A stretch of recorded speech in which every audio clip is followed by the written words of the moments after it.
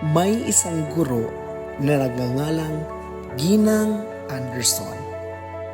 Siya ay kilala sa kanyang mahigpit na disiplina at mataas na mga inaasahan. At siya ay napakamahilig sa kanyang trabaho na pagtuturo.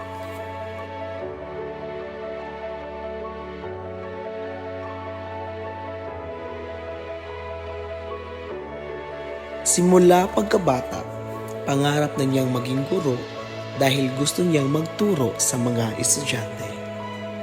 Siya ay napakamasipag sa kanyang trabaho at napakatapat pagdating sa mga grado ng kanyang mga estudyante.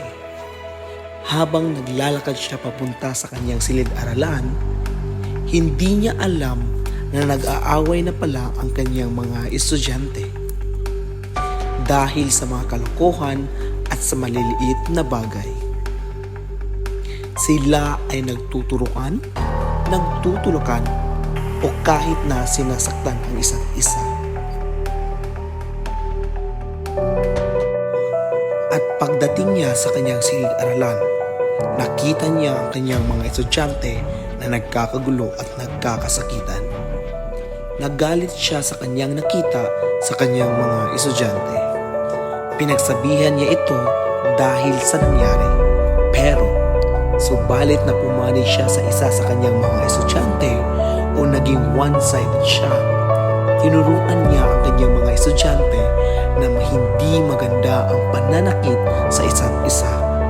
At nagbigay din siya ng payo sa kanyang mga estudyante. Sinabi ng guro na hindi sisimulan ang kanilang aralin maliban lamang kung magkakasundo sila. Nagkasundo ang mga estudyante at nagsimula na ang kanilang klase. Si Ann ay hindi makapag-focus sa ilang mga paksa at hindi maintindihan ang mga aralin kung minsan. Siya ay nakakuha ng mababang mga marka sa panahon ng pagsusulit at finals. Si Ann noong elementary at high school ay isang academic achiever at nakatanggap ng maraming parangal.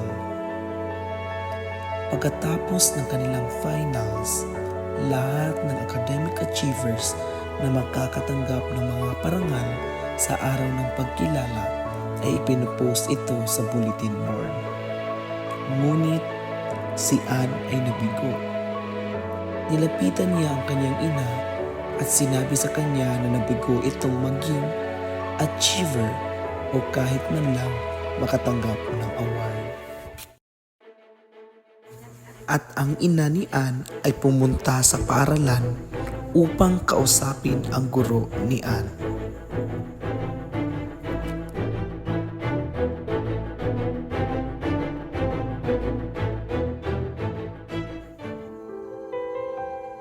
Humingi ng tulong ang ina ni Ann kung ayos lang kung nasa listahan ng mga honor students ang pangalan ni Ann. Ilang beses niyang hinilin sa guro na baguhin ang kanyang grado at bigyan siya ng parangal sa araw ng pagkilala.